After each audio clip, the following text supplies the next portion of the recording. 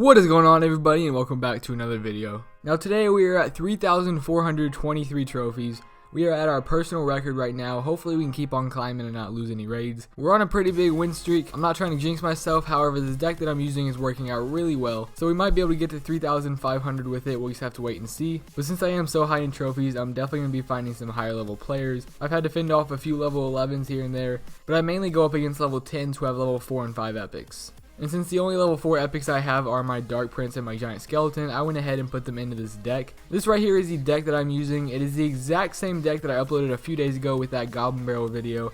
However, I switched out my Prince with my Dark Prince because people kept countering that Prince with Skeletons and Goblins, and it never did that much damage if I couldn't get it timed perfectly. So using the Dark Prince instead really helps because of the splash damage that it does, and this deck has been working out really well for me. So if you're looking for a deck to use, this one might work for you. It's kind of heavy, but it's definitely gotten me all the way up to where I am right now. So as I said earlier, I do find a lot of level 10s and 11s with high level epics in me.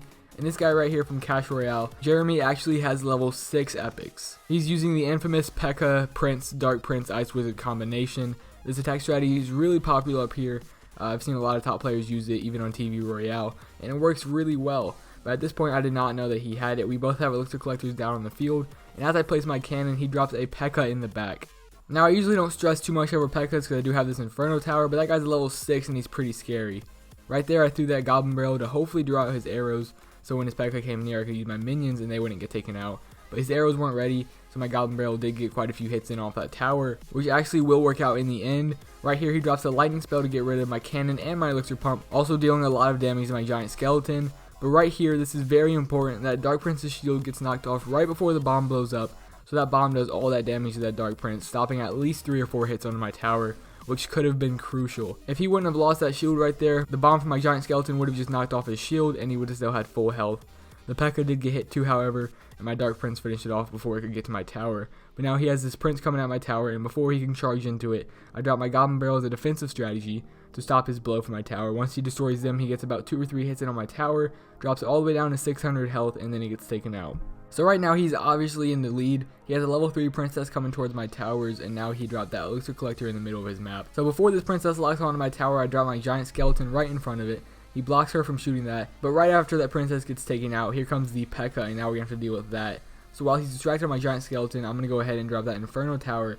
So it locks onto the P.E.K.K.A. The bomb does some damage as well. We're really starting to do some damage to the P.E.K.K.A. right here, but then he drops his lightning spell doing damage to my Inferno Tower and my tower. Luckily that Inferno did take out the P.E.K.K.A. though, and the P.E.K.K.A. did not advance towards my tower, which could have been really bad. He definitely would have taken that out with one blow. And now my tower is extremely low on hit points with 262 health. I'm going to go ahead and start putting my elixir collector in the middle of the map. But now he has a double Prince Rush coming at my tower, so I'm going to drop that cannon with those minion hordes right there. The minion horde is going to successfully take out both of the princes. The prince does take out my cannon though and gets a shot in on my elixir collector, which isn't that big of a deal considering we did save our tower right there. So once he wastes his arrows on my minion horde, the Dark Prince comes in here and the Goblin Barrel is sent towards his tower. I'm sorry about that noise, my pop filter fell onto my microphone. However, the P.E.K.K.A.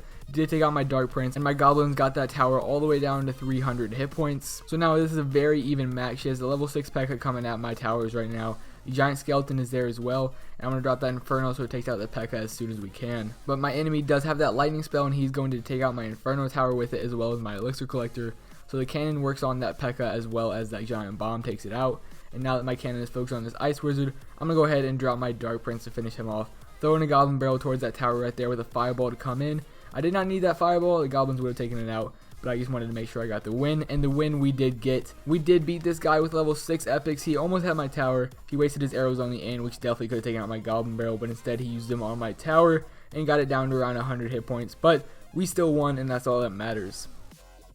One more time, here is the deck that I used in the raid that you just watched if you guys want to go ahead and copy that down and try it out for yourself. Hopefully you guys did enjoy today's video. Make sure you guys stay tuned to the channel because during this week I will have an episode coming out with Jason, the one and only winner of the Helsinki tournament. I'm not going to say what we're doing, but we are making a video together. He's still undecided about being in the actual video commentary wise, but he is thinking about making a YouTube channel, so if he decides to do that, he will definitely come on.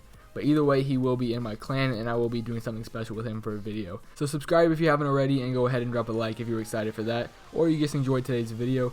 Thank you guys so much for watching, and I'll see you in the next one. Peace out.